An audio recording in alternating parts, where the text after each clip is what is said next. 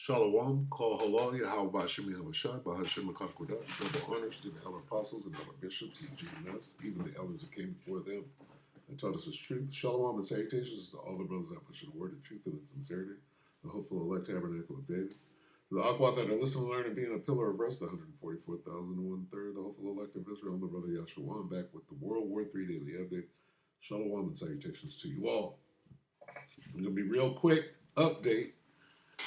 Russia's back to launching ICBMs, right? And they're not saying nothing about it in the news. So I did happen to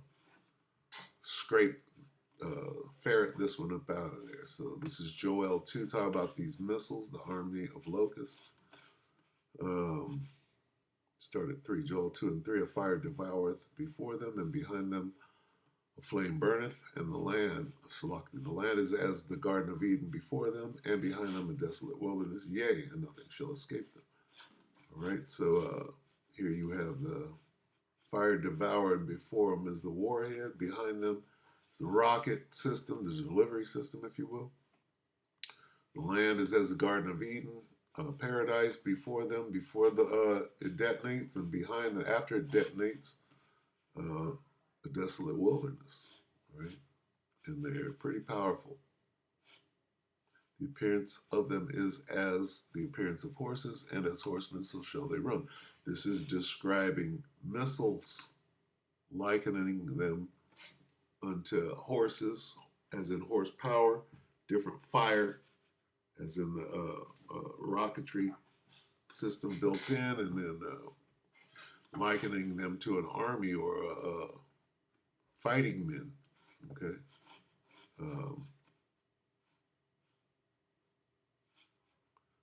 Joel 2 and 7, they shall run like mighty men, they shall climb the wall like men of war, they shall march everyone on his ways, and they shall not break their ranks, okay? So, take a look at this 1 hour ago. What is Russia doing? Firing their ICBM with, that is less than a nuke, just under the nuclear qualification. So CBS News 1 hour ago, what we know about Russia's major aerial attack on Ukraine. Nobody's reporting on this. Let's see.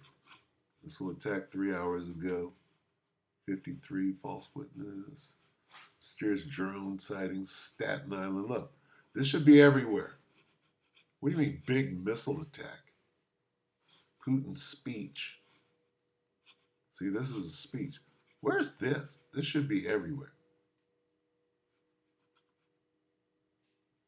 Live coverage, warplane scramble, enormous blitz. There it is. Okay, why do we have to fine-tooth comb this thing? Should be everywhere. Successful hit, attack them. Russia fires 93 missiles. There you go. So there was a huge attack. All right, where's that at?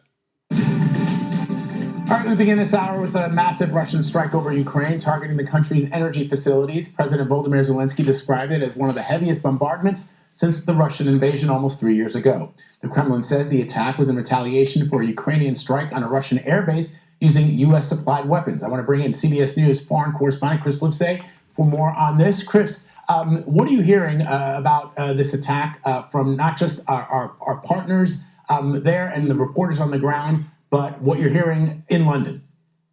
Hey, Vlad, what we're hearing is that this is one of the largest and most intense aerial assaults on Ukraine virtually since Russia's full-scale invasion nearly 30 years ago. Russia, in this specific attack, launched 93 missiles and almost 200 drones targeting critical infrastructure, namely the energy sector. Ukrainian President Volodymyr Zelensky says their defenses shot down 81 missiles with help from Western-supplied F-16 fighter jets. Now, despite these efforts, the damage has been significant. Parts of Ukraine's power grid have been hit, and while energy workers are racing to fix things, blackouts are affecting civilians. The International Atomic Energy Agency says that 5 of Ukraine's 9 nuclear power plants reduced electricity generation due to renewed attacks on energy infrastructure facilities. These strikes are part of Russia's ongoing strategy to cripple Ukraine's energy sector, especially during the cold, freezing winter months to weaken morale when cold weather really can make a difference between life and death. Yeah, it's an excellent point. Meanwhile, the president-elect, Chris, has criticized Ukraine's use of U.S. supplied missiles for attacks on Russia. How is Trump Missiles, missiles, missiles, missiles. Oh, army of locusts. Everything is about missiles. playing a role in the war without even having taken office yet?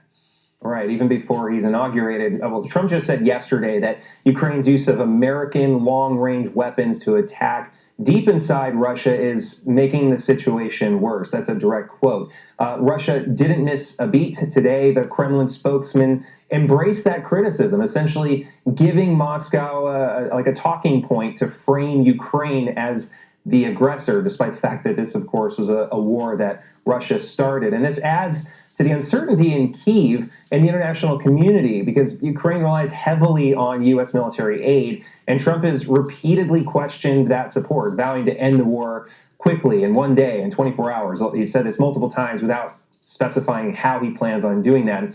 All of that leaves Ukrainian leaders and their allies wondering if they can count on continued American assistance, which is vital for their defense. So, yes, even though Trump hasn't taken office yet, his comments are shaping the dynamics on the ground, Vlad. Excellent reporting as always. Chris Lipsey for us in London. Thank you very much. Okay, let's bring in CBS News congressional correspondent Nicole Killian, who's also tracking developments.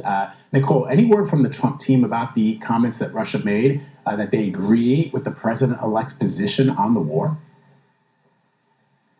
Not as of yet, but as you just pointed out with Chris, I mean, the president-elect just yesterday in a new interview with Time magazine, it did criticize the decision to allow Ukraine to use U.S. weapons to strike Russia. He feels that that is just further escalating the war. And we did see this statement from the Kremlin this morning saying that they believe that Trump's views conform to theirs.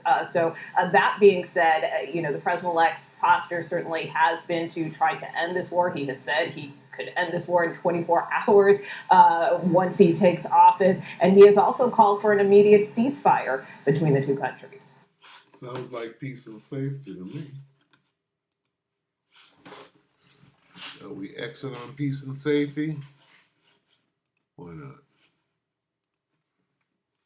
Can Trump stop the war? Let's find out. Maybe for a day. 1 Thessalonians 5:3, for when they shall say peace and safety, then sudden destruction cometh upon them, as travail upon a woman with child, and they shall not escape. No, he can't. He can't stop the war. Maybe for a day. Ceasefire. With that, we hope the elect are edified and brought up to date with the war. They're over there bombing and using ICBMs. With that, we hope that you are edified, your brothers and sisters. Shalom.